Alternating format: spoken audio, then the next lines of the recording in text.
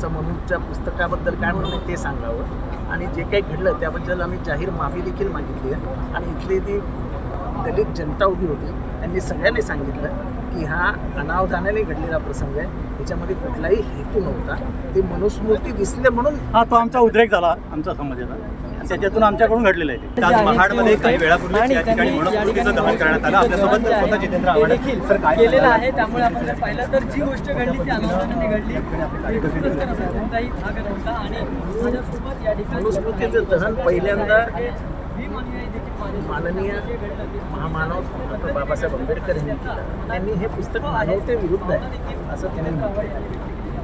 आणि मानवतेविरुद्ध असलेल्या या पुस्तकाचं दहन करताना त्यांच्याबरोबर सगळ्या समाजातली लोक आणि सगळ्या महाडच्या समाजाने त्यांना पाठिंबा दिला. आणि सुरभा नाना ठिकणीस त्यांचे नातू आपल्याबरोबर होते, त्यांनी नगराध्यक्ष म्हणून त्यांना इथे आमंत्रण दिलं. एक ऐतिहासिक महत्त्व आहे.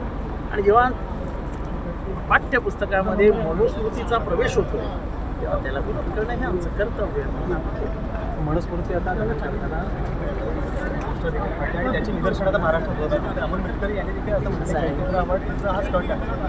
असं आहे की माझं स्टंट काय आहे, त्यांचं म्हणूनच्या पुस्तकाबद्दल काय म्हणून ते सांगावं आणि जे काही घडलं त्याबद्दल आम्ही जाहीर माफी देखील मागितली आहे. आणि इथली ती दलित जनता उभी होती, त्यांनी सगळ्यांनी सांगितलं की हा अनावधानाने घडलेला प्रसंग आहे, त्याच्यामध्ये कुठलाही हेतू नव्हता, ते मनुस्मृती दिसले म्हणून हा तो आमचा उद्रेक झाला आमच्या समाजाचा, त्याच्यातून आमच्याकडून घडलेलं आहे. नक्कीच आपण तर हे आपल्यासोबत होते जितेंद्र आव्हाड. आज महाड येथील चौदार तळ्यातल्या क्रांतीभूमी स्तंभावर आज मनुस्मृतीचं दहन करण्यात आलं. आणि यावेळेला जितेंद्र आव्हाड यांच्यासोबत असंख्य कार्यकर्ते देखील उपस्थित होते.